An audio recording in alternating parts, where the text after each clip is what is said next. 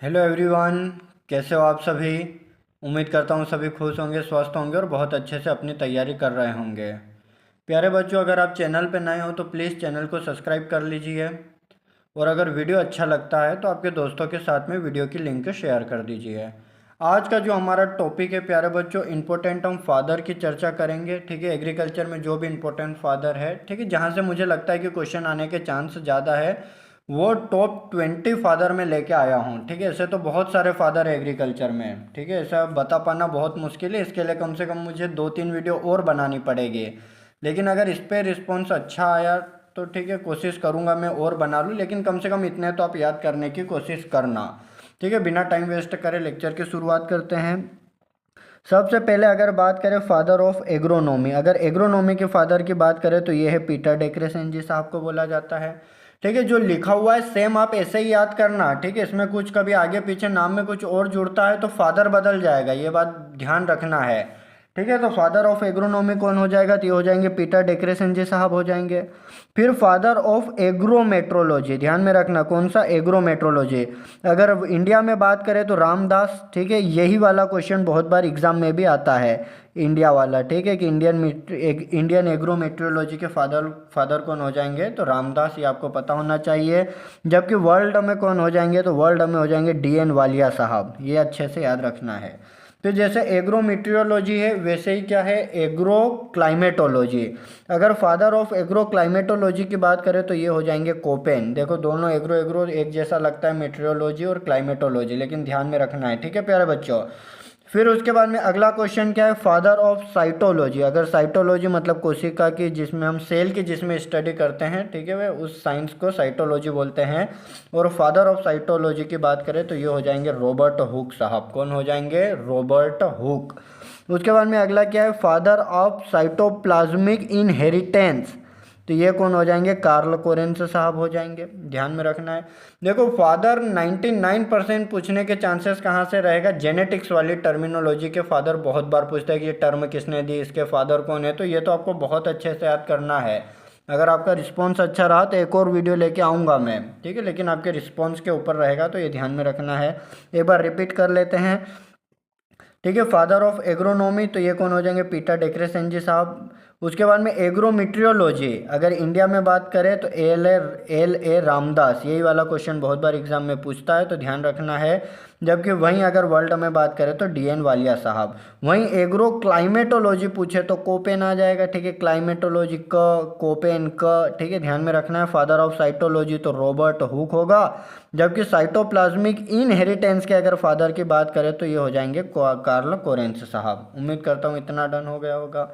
फिर उसके बाद में father of extension education in India, India के फादर ही बार बार वो पूछता है, तो ये हो जाएंगे KN सिंह। कौन हो जाएंगे, KN सिंह इंडिया में, तो यही ध्यान में रखना है आपको।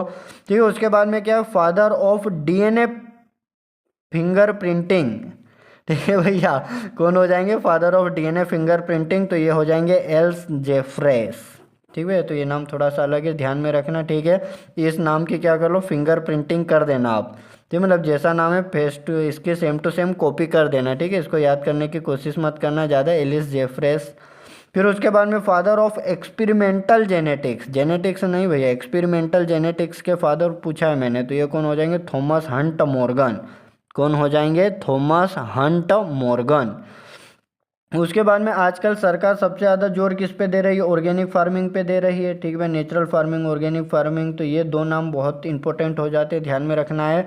फादर ऑफ नेचुरल फार्मिंग की बात करें तो मासानोबुआ फुकुओका। ठीक है, ध्यान में रखना नाम, मासानोबु फुकुओका। ठीक है, ऐसा ही नाम है, अब क्या करें। ठीक है, जापानीज नाम टाइप लग रहा है, तो आपको ध्यान में रखना है। फादर ऑफ नेचुरल फार्मिंग, ठीक है भैया, तो मानसून फुकोवा। ठीक है, अपने हिसाब से नाम बना लो, इंडियन में तो अपने नाम में अपना, ठीक है, निक नेम बन जाता है गाँव में। ठीक है, तो मानसूब भाई करके याद कर लेना। उसके बाद में फादर ऑफ ऑर्गेनिक फार्मिंग की बात करें तो ये अल्बर्ट होवर्ट हो जाएंगे। ठीक है, ध्यान में रखना, नेचुरल फार्मिंग के फादर कौन हो जाएंगे, मानसूब भाई। ठीक है, और इधर ऑर्गेनिक फार्मिंग के कौन हो जाएंगे, अल्बर्ट होवर्ट। ये अच्छे से ध्यान में रखना। उसके बाद में अगला क्या है, father of field plot experiment, field plot experiment JB Bose.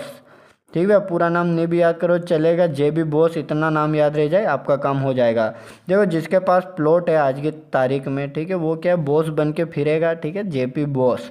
उसके बाद में father of Indian plant pathology EJ Butler, जबकि वर्ल्ड की बात करें तो एंटोनी डी बेरी हो जाएंगे। जी भाई, पैथोलॉजी के फादर भी बहुत बार एग्जाम में पूछता है। अगर इंडियन फादर की बात करें तो EJ बटलर, और जबकि वर्ल्ड में बात करें तो एंटोन डी बेरी हो जाएंगे। इसको अच्छे से ध्यान में रखना। फिर अगला क्या, जैसे फादर ऑफ हमने किसका याद करा था, एक्सटेंशन एजुकेशन इन इंडिया, तो KN सिंह। वैसे अगर फादर ऑफ साइकोलॉजी की बात करें तो ये हो जाएंगे अगस्त काम्टे। ठीक है, इतना अच्छे से ध्यान में रखना। फिर देखो 3 सोइल साइंस के फादर है, ठीक है, जो बहुत बार एग्जाम में पूछे जाते हैं। देखो सबसे पहले तो father of soil testing, T से टेस्टिंग, T से टर्ग, ठीक है, तो सोइल टेस्टिंग के फादर कौन हो जाएंगे, ML टर्ग साहब हो जाएंगे। ठीक है, फादर ऑफ सोइल साइंस तो ये डाकूचेव, ठीक है, उम्मीद करता हूँ ये तो आपको सभी को नाम याद होगा ही होगा। लेकिन आपको एक और याद करना है कि फादर ऑफ सोइल माइक्रोबायोलॉजी पूछे तो SN विनोग्रेटसी हो जाएंगे। ठीक है भाई, इन्होंने फादर कौन हो जाएंगे, SN विनोग्रेटसी, किसके, सोइल माइक्रोबायोलॉजी के। फिर फादर ऑफ टिलेज तो ये जेथरो टूल साहब हो जाएंगे। लेकिन फादर ऑफ जीरो टिलेज आए तो फिर थोड़ा सा ध्यान में रखना है, ठीक है, जेथरो टूल एकदम रटना नहीं हमें। फादर ऑफ टिलेज कौन हो जाएंगे, जेथरो टूल हो जाएंगे। जबकि फादर ऑफ जीरो टिलेज की बात करें तो ये JB ट्रिपलेट हो जाएंगे। फिर फादर ऑफ हाइब्रिड कॉटन तो CT पटेल साहब, ठीक है, पूरे वर्ल्ड में यही है, CT पटेल साहब का ही नाम है, ठीक है, father of hybrid cotton CT Patel साहब। और फादर ऑफ हाइब्रिड राइस तो प्रोफेसर युवन लोंगपिंग, कहाँ के ये, तो ये हैं चाइना के, कहीं बार ये भी पूछ लेता है तो ध्यान में रखना है। तो ये 20 नाम, ठीक है, इंपॉर्टेंट फादर एक बार मैं वापस से रिवाइज कर देता हूँ। ठीक है, यहाँ कार्ल कोरेंस तक तो हमने पढ़ लिया था। ठीक है, एक्सटेंशन एजुकेशन इंडिया में बात करें तो KN सिंह हो जाएंगे। DNA फिंगरप्रिंटिंग की बात करें तो LS जेफरी हो जाएंगे। ठीक है, एकदम ऐसे ही कॉपी पेस्ट नाम याद कर लो, थोड़ा सा स्पेलिंग देख लेना। एक्सपेरिमेंटल जेनेटिक्स तो Thomas Hunt Morgan. Natural farming तो मनसूब भाई, ऑर्गेनिक फार्मिंग तो अल्बर्ट होबर्ट।